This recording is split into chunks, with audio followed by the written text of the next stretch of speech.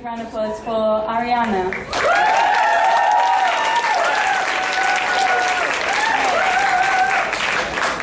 Hi everyone, my name is Ariana. I'm talking about my hometown, Berlin.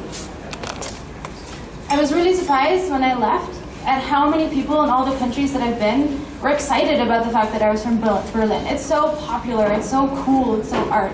And so I wanted to take the opportunity to talk a little bit about the complex and rich history of the city that allows it to be this kind of energy that so many people identify with. Because I sometimes, and a lot of people in Germany actually don't always identify with Berlin. It's culturally aloof, it's financially unstable, and is historically fairly unique to the rest of the country. And so what it means to be from Berlin is actually not a very easy answer, especially for me as well. Coming here to Phnom Penh and being questioned about how I think made me think about what it meant to grow up in the place I did. What does it mean to not talk about being proud of being German, but being proud of being from this city?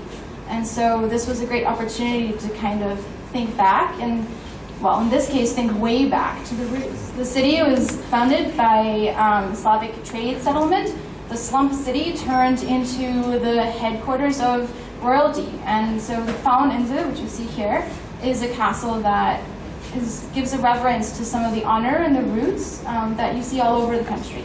And much like many other European countries, after the First World War, we moved from a royal monarchy into a very messy, such as the haste with which I must have typed this slide, republic. And it took some really difficult and sad and terrible times for us to re-emerge and actually create the parliament that you see today. And the memorials that we have in Berlin, such as the Jewish memorial here, remind us of the lessons that we have learned and the lessons that we continue to teach our children and the rest of the country and Europe as well.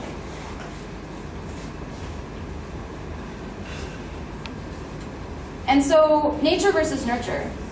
I am my parents' daughter, but I am also my teacher's student, and I am my friends' colleagues. And so who I meet in this city growing up really framed who I am as an adult today and how I engage in the conversations. So for me to think back meant also to look at the happenings after the Second World War. Germany wasn't a country. It was split up between the winners. US, France, and England took the western part of Germany and created West Germany. And Russia annexed the East and became a part of a socialist satellite state. And Berlin as a state was split up as well. And it's the only city that was. And so even 40 years after Germany was reunified, I still identify as someone who grew up in West Berlin. And my best friend is still staunchly, proudly East German. And so what that means for a city where politically and economically everything should be the same is a lot of open questions that many people who move to Berlin years later, who are excited about the cheap rent or who are excited about renovating the apartment to make a quick buck, don't actually fully recognize. And so that relationship between neighbors has been very interesting to me. And I can't not put a photo of the Döner up.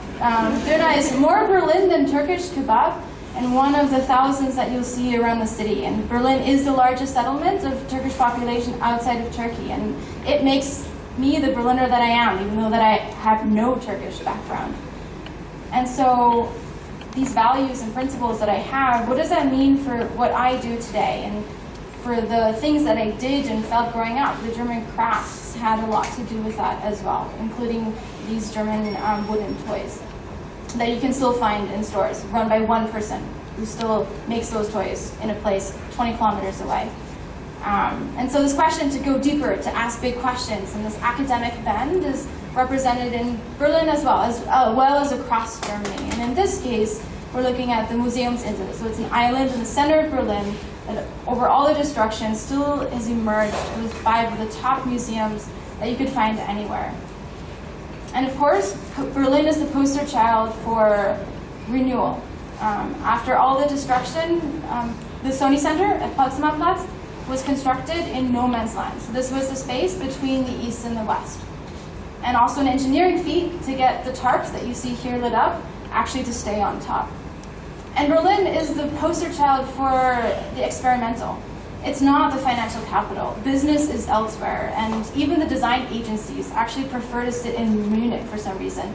But Berlin is a place where tech and startups have found a place to flourish and to give their own response to what's been happening in the US, particularly in California.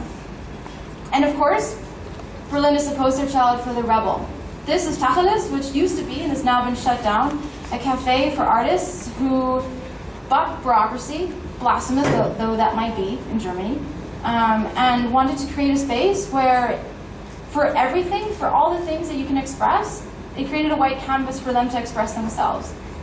And so even though I talk about the divide between the city and the districts that are, where their personality is distinct, we have festivals such as the Fête de la Musique, which happen across the city, and a transportation system that can get me to all the different districts. And so this is my city. This is where I grew up, and it's been a great opportunity to kind of show a few of the ways that the city is unique. But the fact that the way I am today is because of Berlin is not unique, and that is the case for every city that anyone's grown up in, and the multiple cities that I have lived in since I've left Germany. And I have to admit that when I go back to Berlin, it's not going to be the same city. What I identify as Berlin is not going to be the same for someone who's going to this cafe now in 2014 instead of the one that I went to in 2010 or 2004 when I left. And when I come here to Phnom Penh, to people who are grappling with what it means to identify with the changes in Cambodia and with Phnom Penh, or questioning how can we relate to a city whose past we are not always proud of, I think it's important to remember, and for me to try and engage in that open conversation, because it's the same for me, and I imagine it's very similar for a lot of others in the audience. Thank you.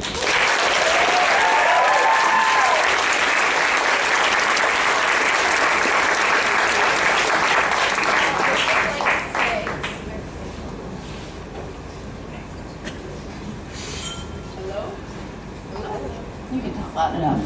I can talk loud enough. All right, now, okay, it's working. Okay, I would just like to say, just so everybody knows, Ariana has been an amazing part of the Nerd Night organizing committee, and she is leaving beloved Phnom Penh, not to go back to beloved Berlin, but to go back to the United States on Wednesday. Yep. So I would just like to thank you from, on behalf of the Nerd Night organizing committee for all the work that you've done, for the t-shirt design, for rolling out all this background work that happens. And there's a lot of us out here who spend a lot of time volunteering to make this happen. And I want everyone who's on the Nerd Night organizing committee to raise their hands so you can just see how many people are involved in making this night happen. You, everyone else around here.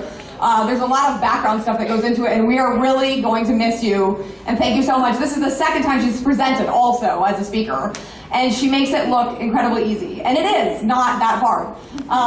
So anyway, I would just like to say that I completely understand what you mean about identifying not with a place, not with a nationality, but with a place. When I went to grad school in Europe, the first thing people said was, what's your name? And the second thing was, where are you from? And I said, I'm from Vermont. And they said, well, where's that? And then when they figured it out, they said, oh, so you're American. And I said, no, you don't have any idea what I am. But yeah, it's a very unique thing to be from a place like that. So I think probably a lot of people here have been to Berlin or have some questions about Berlin, so I won't jump all over the bandwagon, but if there's a break in the silence, I'll talk, believe me. So anyone who has questions about Berlin for Ariana? Over here, over here.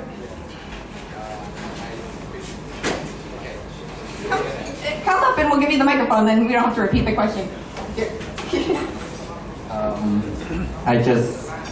I like Berlin.